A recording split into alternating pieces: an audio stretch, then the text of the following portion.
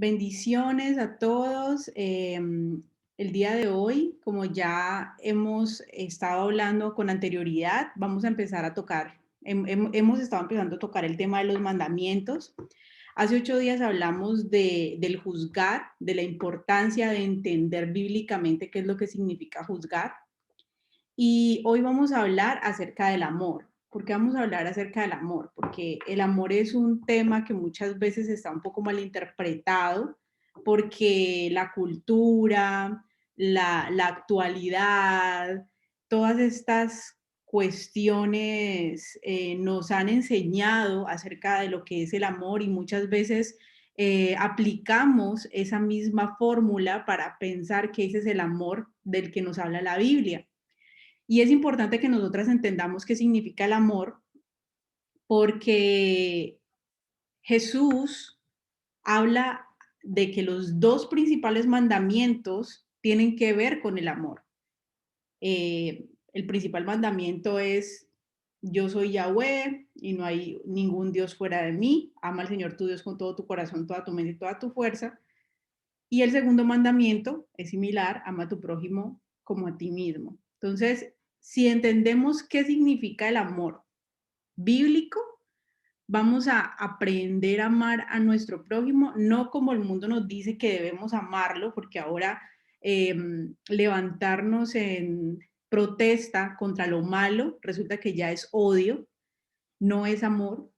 Y bueno, ¿quién más que Jesús para enseñarnos qué significa el amor? Vamos para esto a ir a Mateo 22. Si alguien me puede ayudar con la lectura de Mateo 22,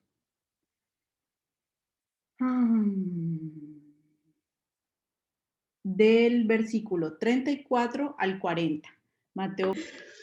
Entonces los fariseos, oyendo que había hecho callar a los saduceos, se juntaron a una. Y uno de ellos, intérprete de la ley, preguntó por tentarle, diciendo: Maestro, ¿cuál es el gran mandamiento en la ley? Jesús le dijo: Amarás al Señor tu Dios con todo tu corazón y con toda tu alma y con toda tu mente. Este es el primero y grande mandamiento. Y el segundo es semejante: amarás a tu prójimo como a ti mismo. De estos dos mandamientos depende toda la ley y los profetas. Bueno, muy bien.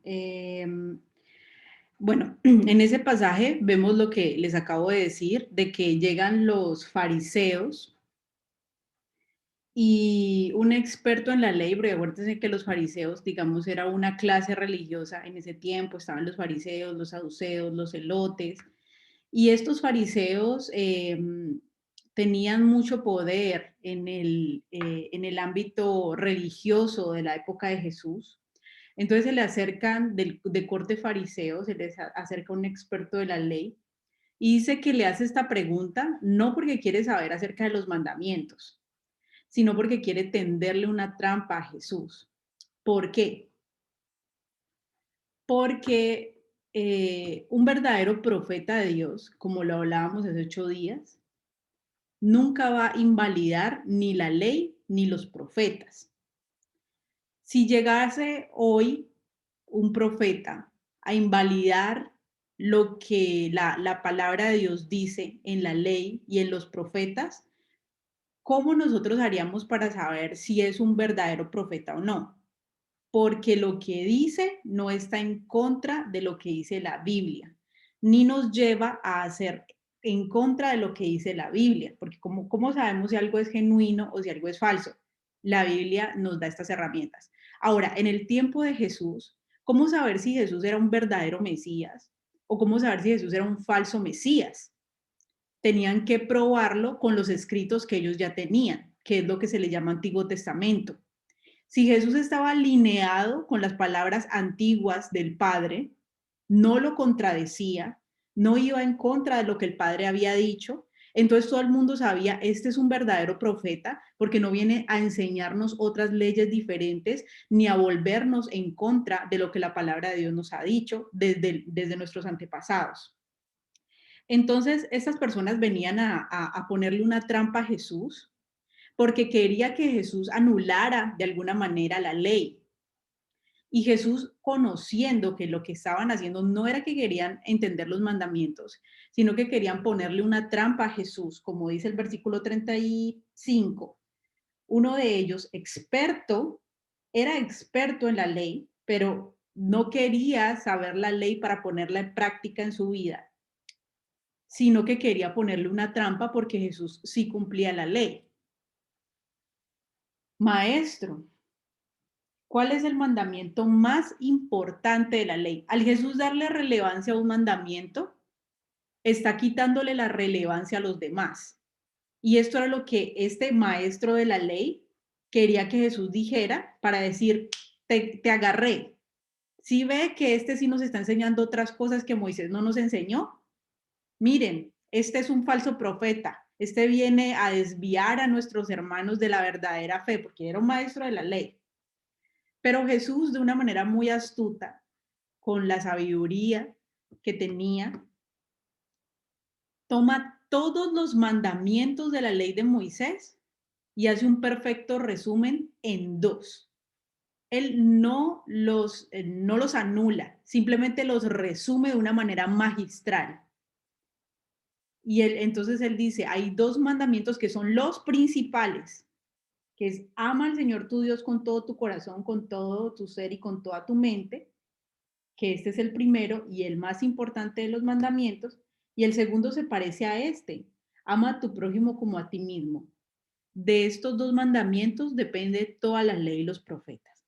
Entonces, cuando nosotros vamos a la ley y a los profetas, por ejemplo, cuando nosotros vamos a los 10 mandamientos, encontramos que los 10 mandamientos están divididos por esta regla que Jesús nos está diciendo aquí.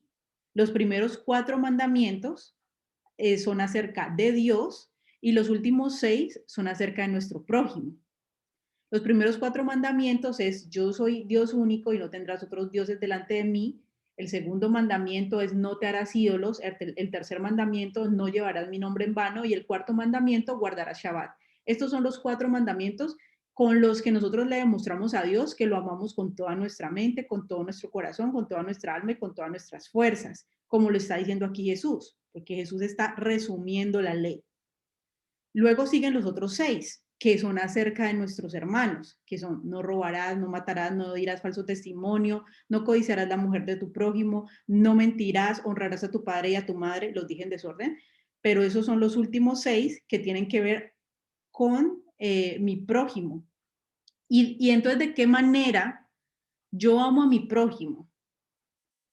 Cuando no lo robo, cuando no le miento, cuando no lo mato, cuando no lo odio, porque en Jesús entendemos que también el que odia lo ha matado en su corazón y eso lo vamos a ver cuando estemos viendo ese mandamiento de manera más profunda, cuando no codicio las cosas de mi prójimo, de esa manera yo amo a mi prójimo, ¿cierto?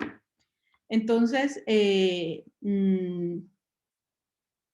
al menos Jesús lo hace un poco más simplificado y que para empezar aprendamos los mandamientos, que es un buen comienzo aprender estos 2 mandamientos. Hay gente que quisiera aprenderse los 613 mandamientos que hay en la Biblia, pero todavía no tiene bien claro o no se sabe bien cuáles son los primeros 2 mandamientos. Entonces, Jesús nos lo hace más simplificado para resumirlo y por lo menos es mucho más simple inicialmente aprendernos estos 2 mandamientos. Y aún Jesús va más allá y nos dice que toda la ley y los profetas dependen de estos 2 mandamientos. Pero con esto intentaba Jesús desacreditar algún mandamiento, pretendía Jesús que ignoráramos los demás para solo centrarnos en estos 2. Las intenciones del fariseo fueron claras. Su pregunta iba más enfocada en entenderle una trampa y que se viera en la encrucijada de tener que escoger un mandamiento por sobre los demás. Pero Jesús, de manera audaz, le da 2 mandamientos que no menosprecia ni rebaja, ni mucho menos nos obliga a olvidar los demás mandamientos, sino que pone toda la ley y todos los profetas resumida en esos 2 mandamientos: ama a tu Dios y ama a tu prójimo.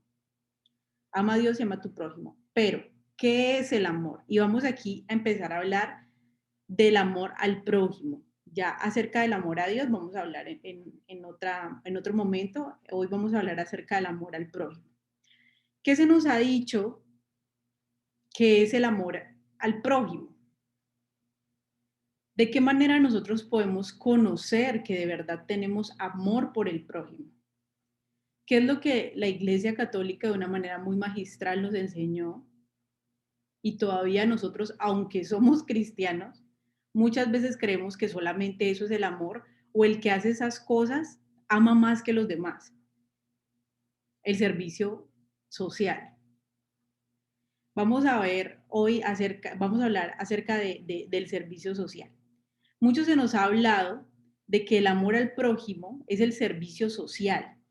Y cuando llevamos comida a los pobres y damos regalos a los niños, sentimos que estamos cumpliendo el mandamiento que Dios nos dio de amar a nuestro prójimo.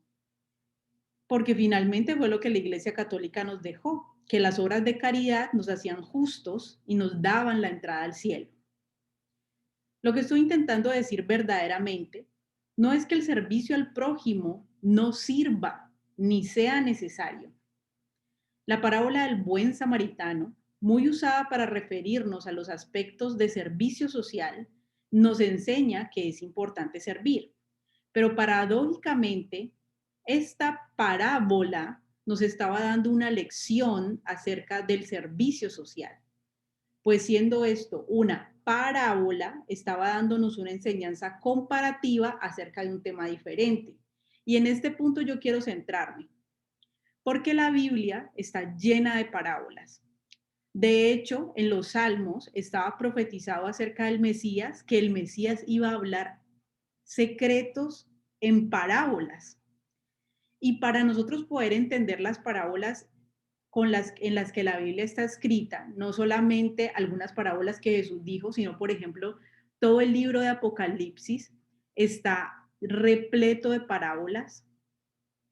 Lo que pasa es que estas parábolas eran visiones y nos hablan de un dragón y nos hablan de una serpiente antigua y nos hablan de muchas cosas que como todo el libro está diseñado para entenderse en parábolas, las tenemos que entender así y le vamos a poder dar una interpretación mucho más clara cuando entendamos que no solamente unos versículos, sino todo el libro está escrito en parábolas. Ahora, esta es una parábola, la parábola del buen samaritano. Primero que todo, antes de ir hacia la parábola del samaritano, que si por favor alguien la puede buscar y la puede leer, está en Lucas 10, del 25 al 37, Lucas capítulo 10, versículo 25 al 37.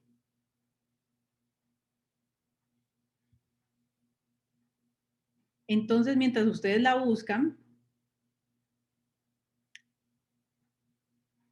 vamos a hacer una claridad acerca de qué es una parábola, porque para entender las parábolas tenemos que saber qué es una parábola. Y encontré yo una definición en internet acerca de qué podemos entender por parábola. Entendemos por parábola que es un relato figurado, no literal, del cual por una analogía, comparación, semejanza, se deriva una enseñanza relativa a un tema que no es explícito. La parábola se usa para dar una comparación que deriva una enseñanza de un tema que no es explícito. En esencia, es un relato simbólico o una comparación basada en una comparación verdadera. O sea, se hace una parábola y se crea una historia verosímil, verdadera, pero no es la historia que se está contando, lo que se quiere contar, sino que es una comparación solamente que no es explícita, pero entendiendo el contexto vamos a poder entender a qué se refiere la parábola. Y les voy a poner varios ejemplos. Por ejemplo, cuando se habla de que el reino de Dios es como una moneda que se le perdió a una mujer. Y habla de que esta mujer va y le dice a sus amigas que se le perdió la moneda. Y luego cuando la encuentra, rebluja toda su casa, como decimos en Colombia, desbarata toda su casa buscando la moneda de mucho valor. Y cuando la encuentra va donde sus amigas y se regocijan todas de que esta mujer encontró la moneda. Entonces, ¿es el reino de Dios literalmente una moneda? Por supuesto que no, porque es una parábola. Entonces, con un mensaje, con una historia verídica con la que nosotros podemos simpatizar, se da una enseñanza de algo comparativo. Eso es una parábola. Entonces, entendiendo las reglas de la parábola, vamos a leer la parábola del buen samaritano. Lucas 10 del 25 al 37. Por favor, alguien que me pueda ayudar. Nidia.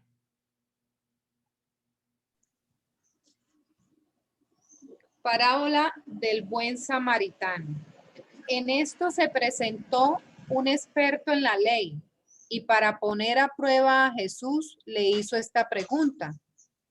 Maestro, ¿qué tengo que hacer para heredar la vida eterna? Jesús replicó, ¿qué está escrito en la ley? ¿Cómo la interpretas tú? Como respuesta, el hombre citó, ama al Señor tu Dios con todo tu corazón, con todo tu ser, con todas tus fuerzas y con toda tu mente, y ama a tu prójimo como a ti mismo. Hasta el 27, ¿verdad? Hasta el 37. Ah, bueno. Bien contestado, le dijo Jesús, haz eso y vivirás. Pero él quería justificarse, así que le preguntó a Jesús, ¿y quién es mi prójimo? Jesús respondió, bajaba un hombre de Jerusalén a Jericó y cayó en manos de unos ladrones. Le quitaron la ropa, lo golpearon y se fueron dejándolo medio muerto.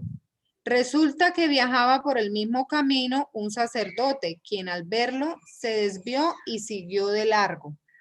Así también llegó a aquel lugar un levita y al verlo se desvió y siguió de largo. Pero un samaritano que iba de viaje llegó a donde estaba el hombre y viéndolo se compadeció de él, se acercó, le curó las heridas con vino y aceite y se las vendó. Luego lo montó sobre su propia cabalgadura, lo llevó a un alojamiento y lo cuidó. Al día siguiente sacó 2 monedas de plata y se las dio al dueño del alojamiento. Cuídemelo, le dijo, y lo que gaste usted de más se lo pagaré cuando yo vuelva. ¿Cuál de estos 3 piensas que demostró ser el prójimo del que cayó en manos de los ladrones? El que se compadeció de él contestó el experto en la ley. Anda entonces y haz tú lo mismo, concluyó Jesús. Bueno, entonces aquí inicialmente tenemos que ver que Jesús está contando otra vez la historia de que el experto en la ley, lo que pasa es que tenemos estos 3 narradores de las cosas que hizo Jesús, muchas veces que son Mateo, Marcos, Lucas y Juan, perdón, 4, de las cosas que hizo Jesús, y a veces ellos narraban unas historias que su compañero no las narraba. A veces 2 de ellos narraban unas historias que su compañero no las narraba. A veces la narraban hasta cierto punto y a veces el otro la narraba un poco más extensa. Aquí podemos ver la misma pregunta que hizo este hombre del que hablábamos ahorita en Mateo, este experto en la ley para poner a prueba a Jesús. Le hizo una pregunta para tentarlo, como dice otras versiones, para ponerlo a prueba. ¿Qué tengo que hacer para heredar la vida eterna? Es muy, llama mucho la atención, la verdad, en este momento yo no podría decir con claridad si es el mismo maestro de la ley en otra ocasión que se le acercó o es uno diferente. Pero miren la pregunta tan llamativa aquí que dice, ¿qué tengo que hacer para heredar la vida eterna? ¿Cuántas de nosotras no nos hemos preguntado eso? ¿Qué tengo que hacer para heredar la vida eterna? Y entonces Jesús le contestó, haz la oración de fe. ¿No, cierto? No, eso no fue lo que contestó Jesús. Eso es lo que nosotros contestamos ahora. ¿Por qué? Porque el humanismo nos ha enseñado eso, porque de hecho esa oración el tema de la oración de fe es algo que se ha sacado muchísimo de contexto para venderle a la gente que solamente haciendo una oración va a ser salva y se puede ir tranquila para su casa porque ya es salva. Pero entonces este maestro de la ley le dice, ¿qué tengo que hacer para heredar la vida eterna? Y ahí es donde uno tiene que poner extremo cuidado, porque yo también me he hecho esa pregunta. Y alguien se la preguntó a Jesús, ¿qué tengo que hacer para heredar la vida eterna? Esto está muy bueno. A ver, Jesús también me va a responder a mí. Dice, Jesús replicó, ¿qué está escrito en la ley? Es como cuando usted le dice a su hijo, mami, ¿qué tengo que hacer para que tú me compres la bicicleta que yo quiero? Y usted le dice, ¿qué fue lo que le dije ayer? Que tendiera la cama, ¿cierto? ¿Usted la tendió? Ah, no. Entonces, no hay bicicleta. ¿Cierto? Allá los niños de Nidia se ríen, porque saben, es verdad, es verdad. Si quiere la bicicleta, recoja la ropa sucia del piso y póngala en la canasta. ¿Lo está haciendo? No lo está haciendo, entonces no hay bicicleta. Entonces lo mismo Jesús le dice a este maestro de la ley, ¿qué tengo que hacer para heredar la vida eterna? ¿Qué está escrito en la ley? ¿Cómo la interpretas tú? A ver, cuéntame cómo la interpretas tú. Pero inmediatamente lo remonta a la ley. O sea, ya usted sabe qué es lo que tiene que hacer para heredar la vida eterna, qué es lo que está escrito en la ley. Porque es que él no está hablando con alguien que no sepa, él no está hablando con alguien que no tenga conocimiento de la palabra. Aquí dice que está hablando con un experto en la ley. Jesús le dice, usted ya sabe qué es lo que tiene que hacer. Acuérdense que en el idioma hebreo, los signos de interrogación están sujetos más bien a la, ¿cómo se dice? A la interpretación que le da el traductor. Pero en idioma hebreo nosotros no encontramos signos de interrogación. Podremos decir, sin los signos de interrogación, lo que está escrito en la ley. ¿Cómo la interpretas tú? Entonces este hombre dice, ama al Señor tu Dios, ¿qué está escrito en la ley? ¿Cómo la interpretas tú? Ama al Señor tu Dios con todo tu corazón, con todo tu ser, con todas tus fuerzas, con toda tu mente y a tu prójimo como a ti mismo. Eso es lo que está escrito en la ley. Ah, usted ya sabe que eso está escrito en la ley, ¿cierto? Entonces eso es lo que tienes que hacer. Muy bien contestado, le dijo Jesús. O sea que él sí sabía qué era lo que tenía que hacer para ser salvo. ¿Qué era lo que tenía que hacer para heredar la vida eterna? Amar al Señor tu Dios con todo tu corazón, con toda tu mente, con todas tus fuerzas y a tu prójimo como a ti mismo. Eso es lo que tiene que hacer. Cumplir la ley. Bien contestado, le dijo Jesús. Jesús no le dijo, no, ¿cómo así? Ahora no, nosotros ya no somos esclavos de la ley. Ahora nosotros somos libres de la ley. Para ser salvos no necesitamos la ley. Eso no le dijo Jesús. Jesús le dijo, muy bien contestado, lo felicitó. Imagínese uno que Jesús lo felicite a uno. Jesús felicitó a este hombre por su respuesta. Bien contestado, le dijo. Haz esto y vivirás. Entonces, finalmente nosotros para qué, cuál es el propósito de nosotros venir a Cristo. Y aquí me voy a desviar unos segunditos acerca de esto, pero ¿cuál es el propósito de venir a Cristo? Nosotros ya somos infractores de la ley cuando venimos a Cristo. Nosotros ya hemos violado la ley de Dios y no tenemos ninguna excusa. Estamos expuestos a muerte segura. Ya no tenemos ninguna excusa.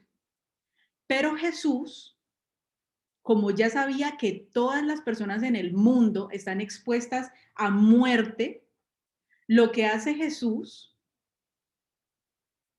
es que él muere nunca habiendo pecado, muere por nosotros para quitarnos la infracción de la ley que nosotros ya veníamos arrastrando durante toda nuestra vida.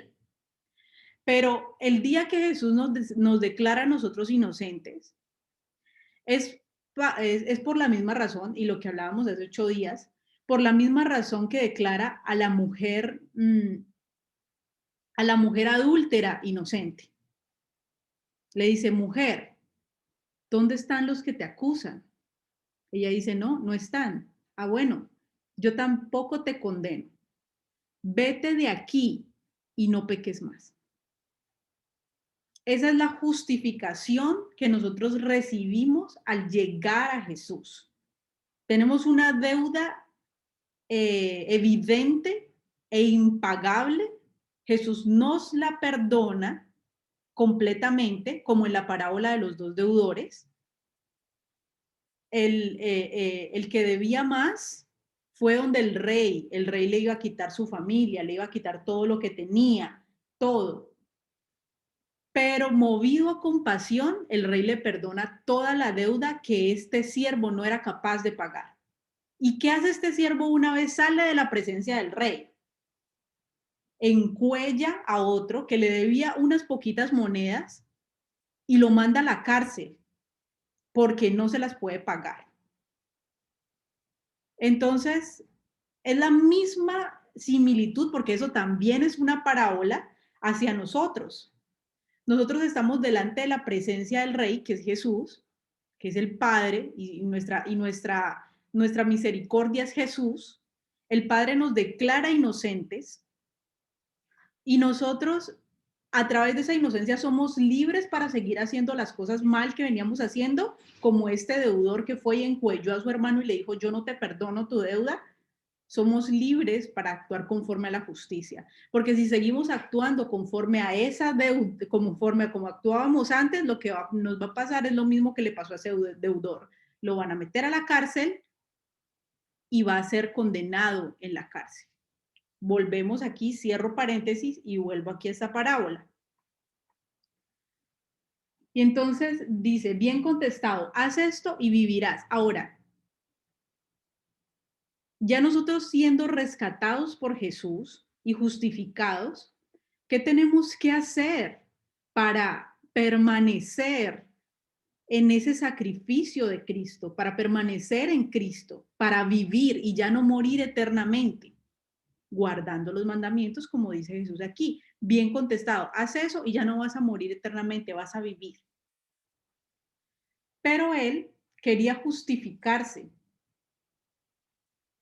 Muchas veces el orgullo por una posición que tenemos, por un pensamiento, porque nos creemos muy sabios en nuestra propia opinión, porque no podemos aceptar que hemos estado equivocados toda la vida y que de repente viene la palabra de Dios a llamarnos poderosamente la atención para que guardemos sus mandamientos. No nos humillamos y queremos sacar peros y justificarnos a nosotros mismos. Y este hombre lo hizo. ¿Por qué? Porque él no quería humillarse para vivir conforme a la ley y tener vida, aunque sabía perfectamente qué era lo que tenía que hacer. Entonces le preguntó para justificarse a sí mismo, ¿quién es mi prójimo? Y aquí tenemos que recurrir al contexto. Jesús está hablando con un judío de corte fariseo. ¿Qué pasaba con los judíos de aquel entonces? Y esto lo podemos ver en el libro de los Hechos, lo podemos ver con todo el contexto de lo que hacían los apóstoles. Y era que los judíos entendían que ellos eran una nación santa y solamente se podían unir con judíos, hablar con judíos, conversar, reunirse, ayudarse entre judíos, pero que los fariseos, los samaritanos, los llamados samaritanos, que los samaritanos eran judíos, pero judíos que se habían mezclado con las naciones, entonces eran considerados como les decían cerdos, como judíos inmundos, porque eran mezclados, judíos mezclados con las naciones, eran paganos, judíos paganos. Entonces ellos ni siquiera les hablaban, ni siquiera los determinaban, ni siquiera tocaban algo que un samaritano hubiera tocado. Por eso es que cuando Jesús va a este lugar con la samaritana, ella se asombra de que él, siendo judío, esté hablando con ella. Y mucho más porque ya sabemos que esta mujer tenía bastantes pecados encima, ¿no? Y el Señor los conocía. Entonces, entendiendo este contexto, vamos a leer la parábola. Jesús respondió: bajaba un hombre de Jerusalén. Entonces, ¿dónde estaba este hombre? En Jerusalén, en la ciudad santa. Por lo general, lo que cuando la gente estaba en Jerusalén era porque iba al templo, porque iba a adorar, iba con fines religiosos. Dice: baja un hombre de Jerusalén a Jericó y cayó en manos de unos ladrones. Le quitaron la ropa, lo golpearon y se fueron, dejándolo medio muerto. Resulta que viajaba por el camino un sacerdote. Y aquí ya volvemos otra vez al contexto. ¿Quién eran los sacerdotes? Los sacerdotes eran judíos que ministraban en el templo. Es decir, que el sacerdote también venía por el mismo camino desde Jerusalén, iba por ese camino. Quien al verlo se desvió y siguió de largo. Versículo 32. Así también llegó a aquel lugar un levita. Volvemos otra vez al contexto.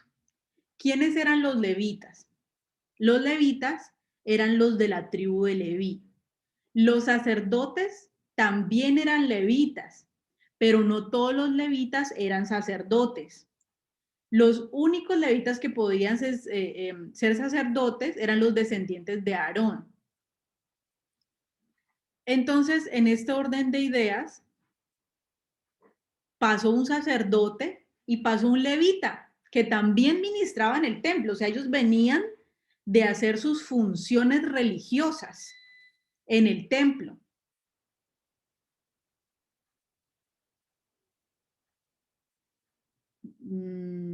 Versículo 32. Y al verlo, se desvió y siguió de largo. 33. Pero un samaritano que iba de viaje llegó a donde estaba el hombre y viéndolo se compadeció de él. Se acercó, le curó las heridas con vino y aceite y se las vendó. Luego lo montó sobre su propia cabalgadura, lo llevó al alojamiento y lo cuidó. Versículo 35. Al día siguiente sacó 2 monedas de plata y se las dio al dueño del alojamiento. Cuídemelo, le dijo, y lo que gane usted de más, se lo pagaré cuando yo vuelva. Y lo que gaste usted de más, se lo pagaré cuando yo vuelva. ¿Cuál de estos 3 piensas que demostró ser el prójimo de aquel que cayó en la mano de los ladrones? Entonces, volvemos otra vez. Tenemos un sacerdote, tenemos un levita, pero también tenemos un samaritano. Ellos consideraban que los samaritanos eran gente que ni siquiera eran digna de que se les hablara, de que se les tratara. Pero pasa por el lado de este hombre necesitado un samaritano. De esas personas que ellos pensaban que era una persona horrible. Y es movida a misericordia. Lo sana, hace todo lo posible para que él esté bien y se encarga de él hasta el último día. Entonces, ¿cuál de estos 3 piensas que demostró ser el prójimo? Entonces, aquí podemos saltar a una conclusión. Lo importante no es cuántas horas uno se la pase de religioso ministrando en un templo físico. No importa de cuál es tu descendencia. No importa cuál es si te crees más puro o si te crees más santo que los demás.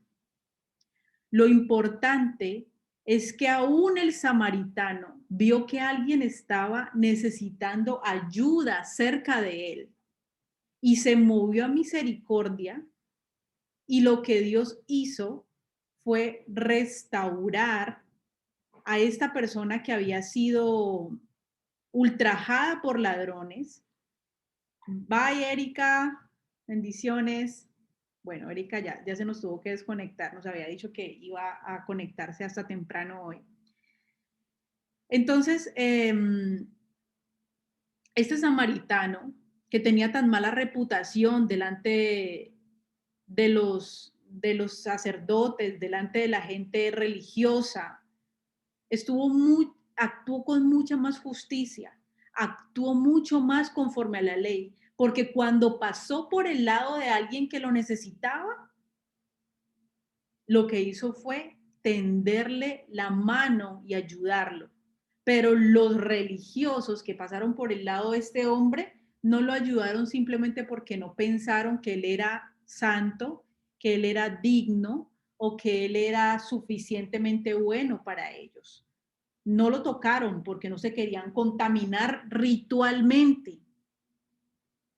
No se querían contaminar ritualmente con un pecador, con de pronto estaba muerto, porque dice que lo dejaron casi muerto. Y no lo ayudaron para no contaminarse ritualmente. Pero ¿quién en verdad estuvo justificado porque ayudó al prójimo? Aquel que fue movido a misericordia. Y dice que lo sanó y que le curó las heridas y todo esto. ¡Ay! Y esto nos habla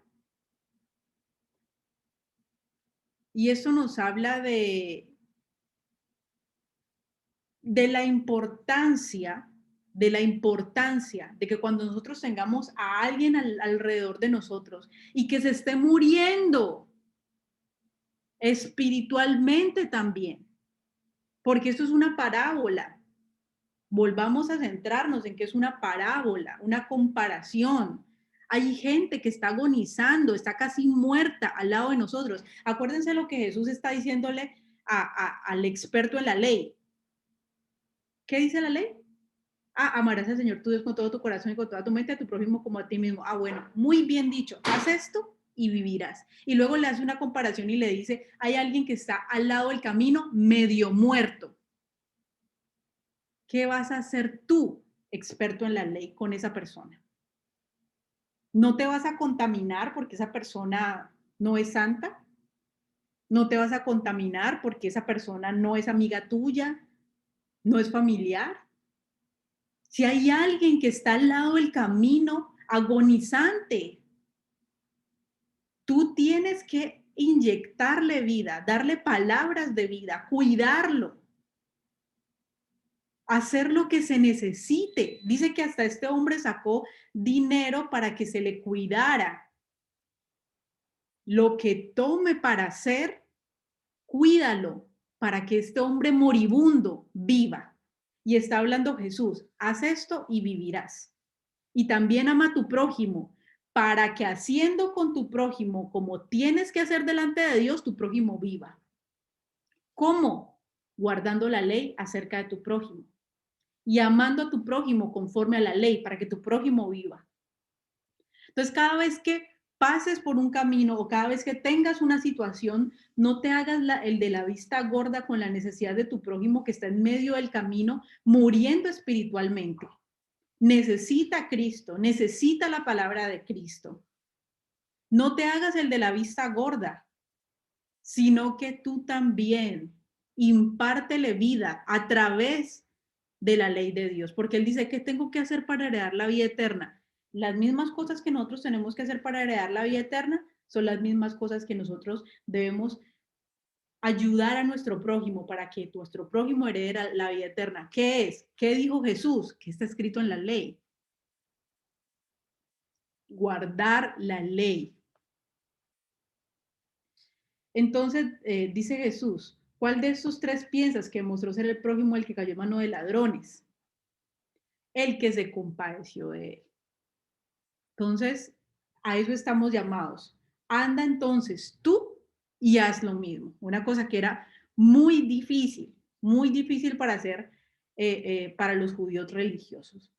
Entonces, habiendo dejado claro el punto del tema del servicio, porque mucha gente toma este texto para decir, es muy importante el servicio social, y vuelvo a repetir, yo no estoy desacreditando el servicio social, No estoy desacreditando la ayuda a los pobres, no estoy desacreditando la ayuda a los niños, no estoy desacreditando nada de esto, pero hay gente que dice, es que el que ayuda de manera social es el que más ama, es el que más ama. Y nos traen esta parábola del buen samaritano, pero entendiendo la parábola, que es una parábola, ahora podemos comprender qué era lo que verdaderamente nos decía Jesús. Entonces, habiendo dejado claro el punto del servicio en la parábola del samaritano, lo que no intento desacreditar ni desvalorizar lo que el servicio al prójimo significa.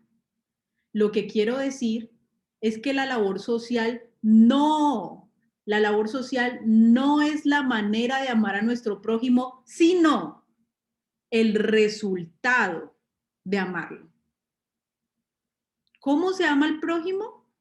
Verdaderamente y no siendo hipócritas, guardando la ley que tiene que ver acerca de mi prójimo y enseñarle a mi prójimo a guardar la ley para que herede la vida eterna. Ahora, cuando yo lo amo genuinamente, el resultado de ese amor es el servicio social, que es lo que también nos muestra, que es lo que yo les decía ahorita, lo que sea que tome para que este prójimo entienda el amor de Dios, pero el servicio social no es la manera de amar al prójimo, es el resultado y no nos podemos confundir.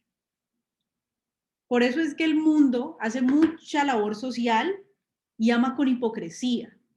No ama verdaderamente, hace labor social para ser vistos por los demás, para ser elogiados, para que les digan cuánto amor ellos tienen por los demás, pero su amor no es verdadero. ¿Por qué? Porque no aman conforme a la escritura. Y vamos a 1 Corintios 13, que este texto nos explica de manera excelente acerca del amor. 1 Corintios capítulo 13, por favor, ¿alguien nos puede ayudar a leer este texto? Vamos a leerlo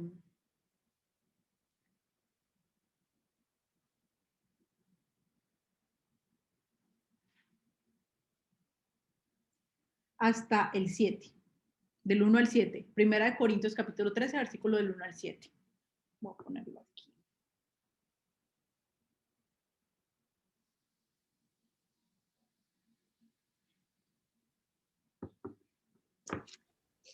¿13 del 1 al 7? Sí. 13 del 1 al 7.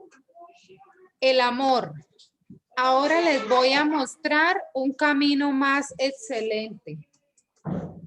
Si hablo en lenguas humanas y angelicales, pero no tengo amor, no soy más que un metal que resuena o un platillo que hace ruido. Si tengo el don de profecía y entiendo todos los misterios y poseo todo conocimiento, y si tengo una fe que logra trasladar montañas, pero me falta el amor, no soy nada. Si reparto entre los pobres todo lo que poseo, y si entrego mi cuerpo para que lo consuman las llamas, pero no tengo amor, nada gano con eso. El amor es paciente, es bondadoso. El amor no es envidioso, ni jactancioso, ni orgulloso. No se comporta con rudeza, no es egoísta, no se enoja fácilmente, no guarda rencor. El amor no se deleita en la maldad, sino que regocija con la verdad. Todo lo disculpa, todo lo cree, todo lo espera, todo lo soporta. Bueno, entonces ahí Pablo nos está hablando acerca de cómo se debe amar. Dice que alguien puede hablar muchos idiomas, y aún idiomas espirituales, y lo hace de una manera como exagerada, ¿no? Dice, pero si yo no tengo amor, yo puedo hablar muchos idiomas, pero no soy nada. Puedo predicar en todos los idiomas habidos y por haber, pero no soy nada. Y si tengo el don de la profecía y entiendo todos los misterios y poseo todo el conocimiento, entendiendo ahora como profecía, lo que hemos hablado en otras clases, que la profecía, cuando uno habla, la profecía es aquel que habla la palabra de parte de Dios, la palabra que Dios le ha dado para que hable.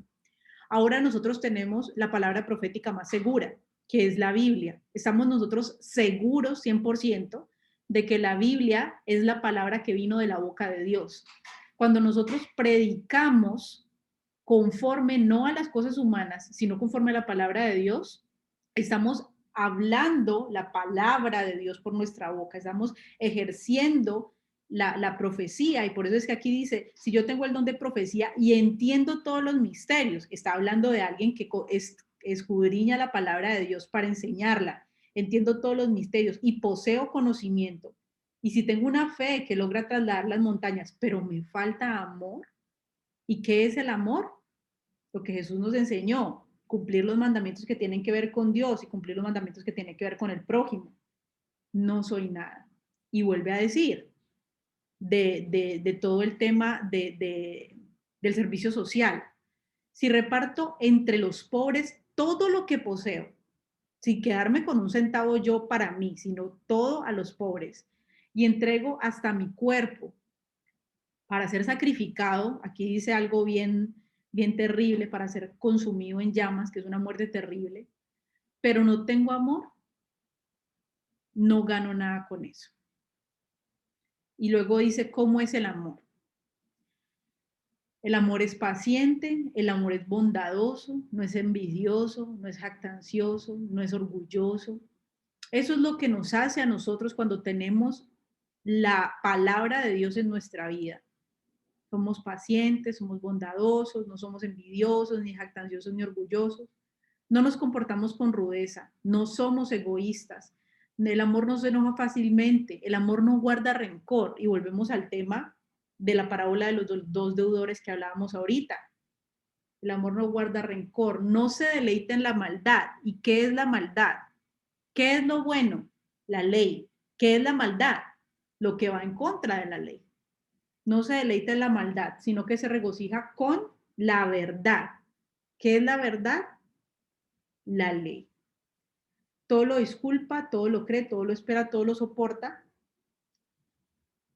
Y entendiendo entonces aquí, como Pablo nos dice, que es necesario que nosotros tengamos amor, tenemos que ver por qué es tan necesario tener ese amor, porque simplemente nosotros hacer servicios sociales simplemente no nos llena, no nos hace más justos delante de Dios, no nos hace más justificados delante de Dios. Y para eso vamos a Primera de Juan 3, primera, primera carta de Juan, capítulo 3, versículo 11.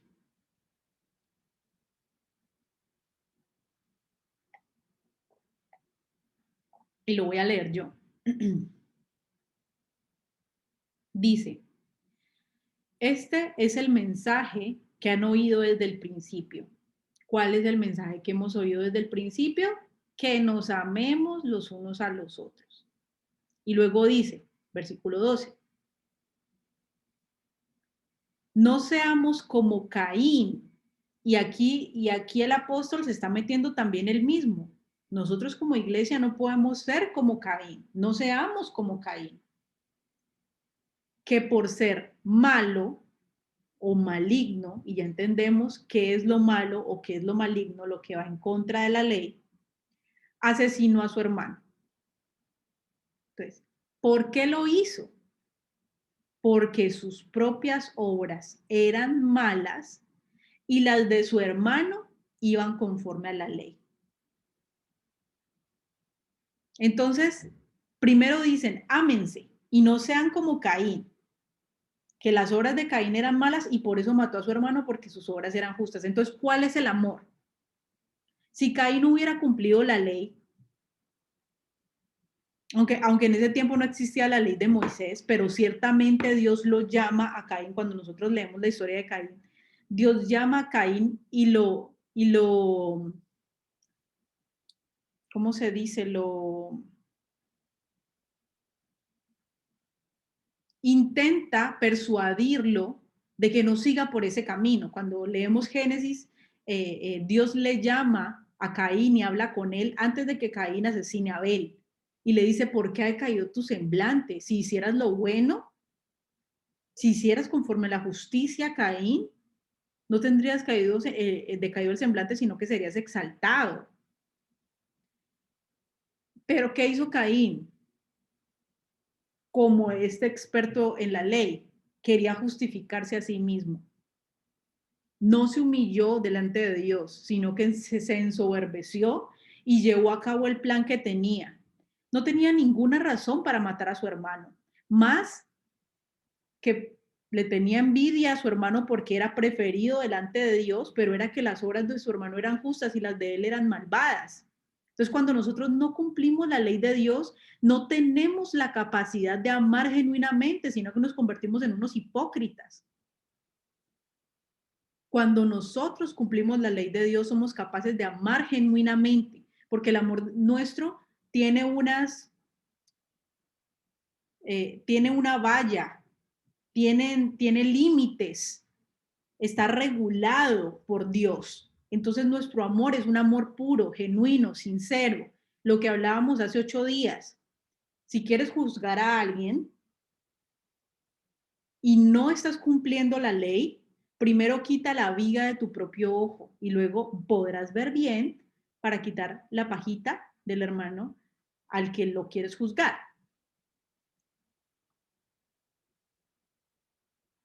Y aquí nos muestra precisamente que si nosotros amamos, hemos nacido de nuevo. ¿Y cómo se ama a Dios y al prójimo? Guardando la ley. Nos da un panorama más claro de qué es lo que significa amar. Y ciertamente que ayudar a los necesitados no tiene implícitamente amor en ello.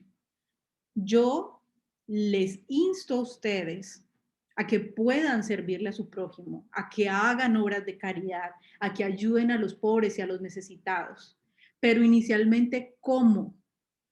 Llevando a la gente a arrepentimiento.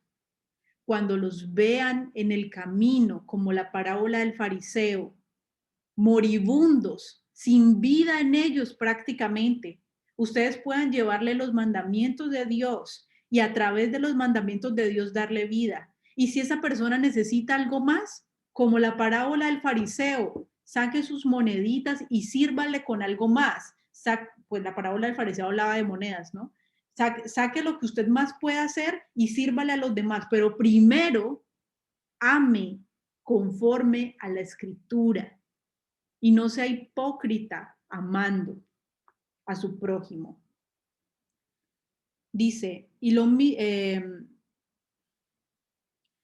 mismo se dice de los apóstoles.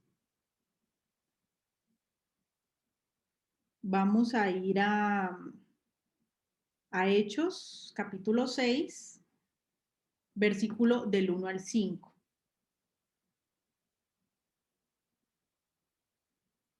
Por favor, alguien me ayuda leyéndolo. Hechos capítulo 6, versículo del 1 al 5.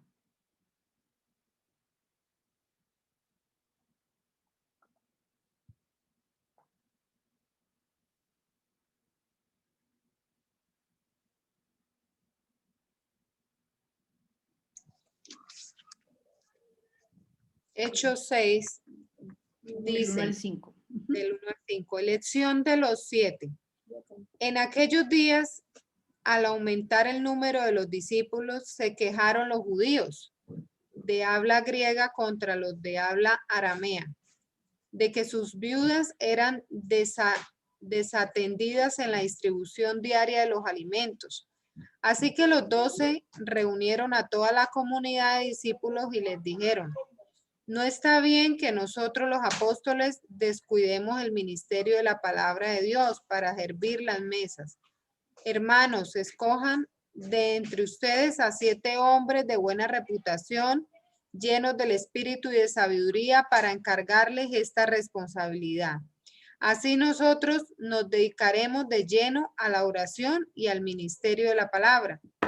Esta propuesta agradó a toda la asamblea. Escogieron a Esteban, hombre lleno de fe y del Espíritu Santo, y a Felipe, a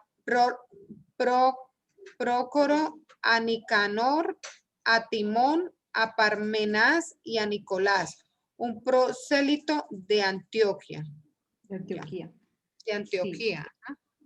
Sí, bueno, entonces aquí se está generando como una necesidad en medio de la iglesia primitiva que dice, en aquellos días al aumentar el número de discípulos, se quejaron los judíos que hablaban arameo de que sus viudas eran desatendidas en la distribución de los alimentos. O sea, recuerden que atender a las viudas y a los huérfanos es un mandamiento de Dios.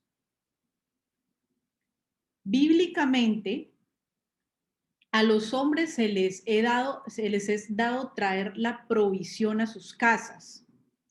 Y a las viudas que están desamparadas, es decir, que no tienen hijos para que las sustenten, ni familiares para que las sustenten, quedan a cargo de la ayuda de la iglesia, porque en la cultura o como es bíblicamente, o como es la organización bíblica, es que las mujeres se puedan dedicar de lleno en el hogar y los hombres traigan la provisión. Entonces, cuando un hombre era asesinado en una guerra o era muerto, las viudas quedaban sin profesión o sin nada, pero Dios era el que la sustentaba a través de su familia, porque era la ley de Dios así, y la sustentaba, si no tenían a nadie, a través del Estado de Israel, porque así es como Dios ha organizado para que haya justicia. Y lo mismo con los huérfanos, de pronto el niño quedaba sin madre y sin padre, y los niños, y era una obligación sustentar a las viudas y a los huérfanos. Entonces aquí está hablando de las viudas, ¿no? Entonces, como eso estaba en la ley, están hablando de una cosa importante de la ley, de Dios, de la ley de Moisés. Entonces, reunieron a toda la comunidad de discípulos y le dijeron, no está bien que nosotros los apóstoles descuidemos el ministerio de la palabra de Dios para servir a las mesas.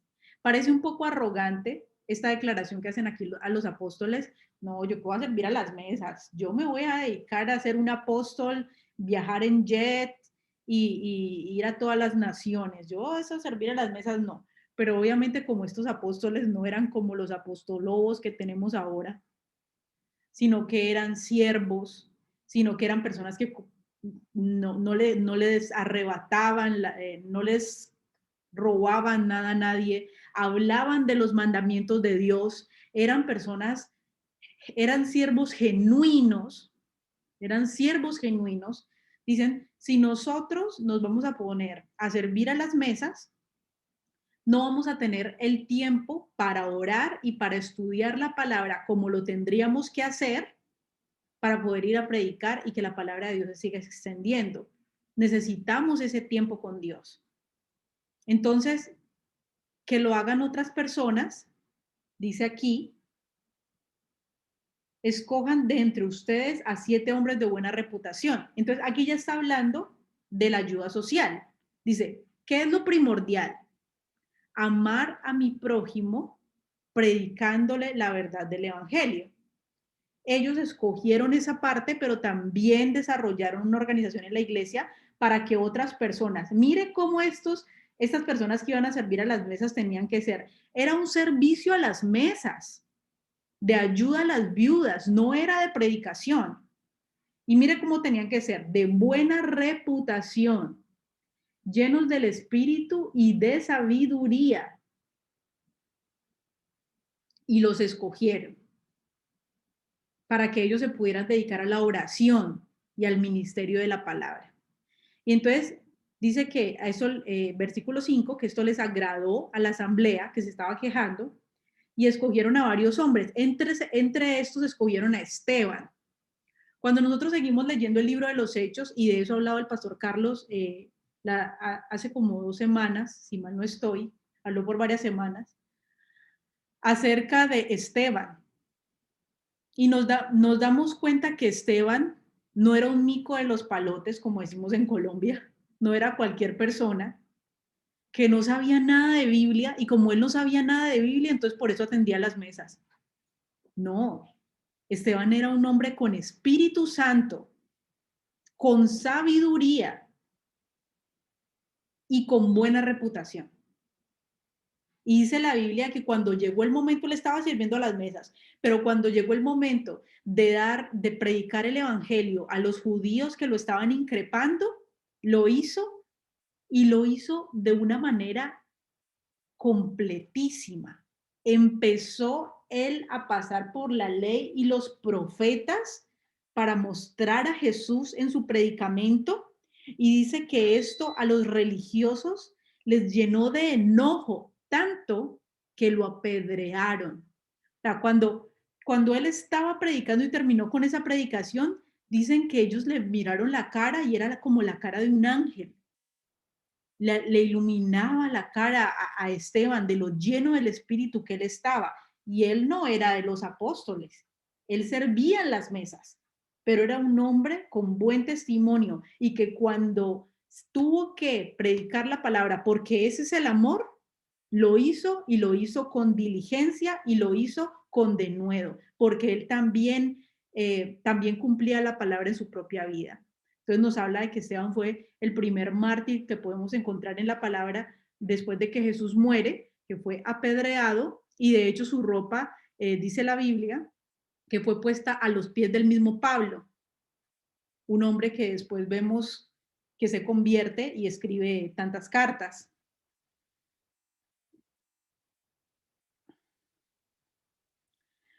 La tolerancia en ideologías es amor, porque ahorita hay tanta ideología, tanta corriente progresista que nos dicen que eso es amor. A las iglesias, cuando nosotros nos vamos a las iglesias del Apocalipsis, por ejemplo, a las iglesias del Apocalipsis no se les habla de que por no ser tolerantes con los demás es que se han quedado cortos de santidad. Y yo les invito a que de pronto, para no recordar, ustedes se sientan y lean las iglesias del Apocalipsis. En ningún momento el Señor les habla a las iglesias: y como no eres tolerante con tu prójimo, sino que lo juzgas con vehemencia, entonces yo ya no te voy a dar la vida eterna, arrepiéntete. No se le dice eso a la iglesia del Apocalipsis. Antes, a una de estas iglesias se les habla de ser muy tolerantes, muy tolerantes. Les dice: arrepiéntete, porque eres muy tolerante con esta mujer Jezabel, y que eso en otro estudio lo vimos, que era lo que significaba, porque acuérdense que Apocalipsis es un libro lleno de parábolas, pero no se les habla de que por no tolerar ellos estaban pecando, ¿no? Que es lo que se nos dicen ahora.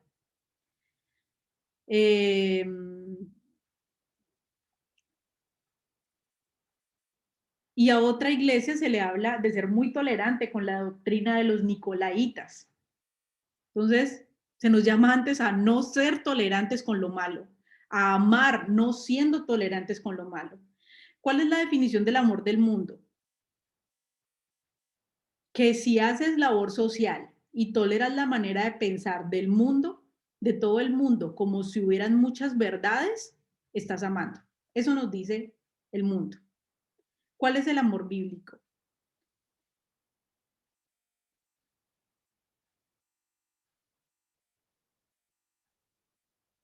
Vamos a Primera de Juan 5, del 2 al 3. Nuevamente vamos a Primera de Juan, porque ahorita leímos un pedacito de Primera de Juan. Vamos nuevamente a Primera de Juan 5, del 2 al 3. Por favor, ¿alguien me puede ayudar con ese pasaje para ya ir concluyendo?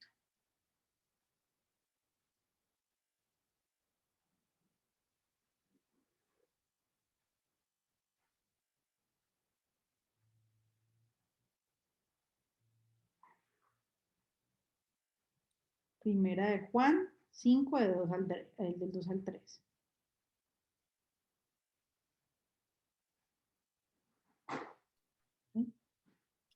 Así, cuando amamos a Dios y cumplimos sus mandamientos, sabemos que amamos a los hijos de Dios.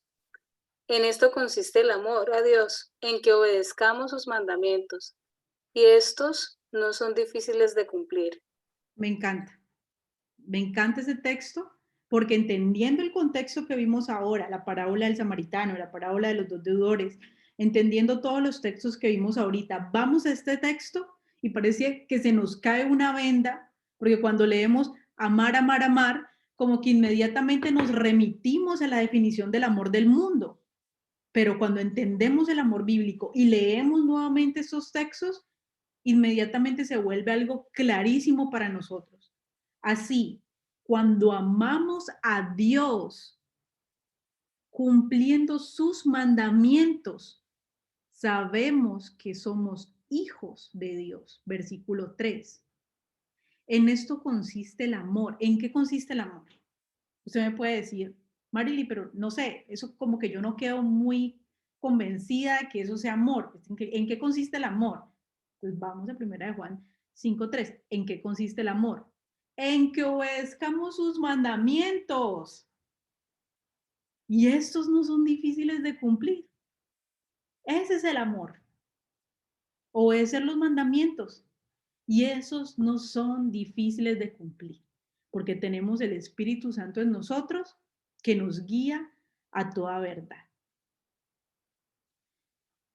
Voy a leerles rapidito también Romanos 13, del 8 al 10, que dice, Romanos capítulo 13, versículo del 8 al 10 dice, no deban a nadie nada, sino el amarse los unos a los otros, porque el que ama al prójimo ha cumplido la ley.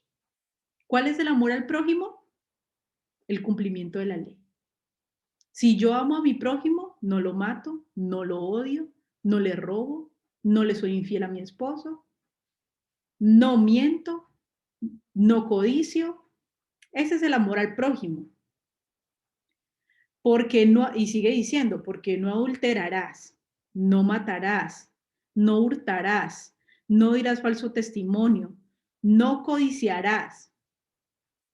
Pablo está hablando de los mandamientos básicos que tienen que ver con el prójimo. De los 10 mandamientos, saca los que tienen que ver con el prójimo y nos habla del amor al prójimo con esos mandamientos. Y dice, y cualquier otro mandamiento, ¿de dónde? Obviamente de la ley. Está en esta sentencia, se resume. Es una palabra clave, resume. Si yo hoy les digo a ustedes, no pude estar en la prédica del sábado, ¿me podrían resumir de qué se trató la prédica? ¿Alguien me podría decir algo cortico acerca de qué se trató la prédica? Y listo. ¿Con eso está invalidando la prédica o está diciendo que la prédica no sirvió? No, me está dando un resumencito de la prédica. Entonces, Pablo está diciendo aquí, con esto se resume, es un resumen. Lo que pasa es que a veces estamos tan confundidos con los textos que no tenemos una buena comprensión de lectura. Con esto se resume, amarás a tu prójimo como a ti mismo. El amor no hace mal al prójimo. Así que el cumplimiento de la ley es el amor. No está en ningún momento, como les dije al principio, anulando ningún mandamiento. Nos está enseñando a amar como Cristo amó a la iglesia. Ese es nuestro llamamiento como hijas de Dios, a amar como el Señor nos ha enseñado a amar, no como el mundo nos enseña a amar, no como la política progresista nos enseña a amar, no como nos dicen en la televisión que es el amor, como nos dice Jesús y como nos amó Jesús. ¿Listo? Bueno, hasta aquí esta enseñanza. En la próxima enseñanza seguiremos conversando acerca del amor de Dios, seguiremos entendiendo acerca del amor bíblico. Creo que esto es una buena base ya para poder entender mucho más el amor bíblico. Entendiendo el amor bíblico podemos entender mucho más también de la manera como amamos a Dios y todavía mucho más poderosamente de por qué tenemos que guardar Shabbat. Bueno, eso hablaremos la próxima enseñanza. Bendiciones.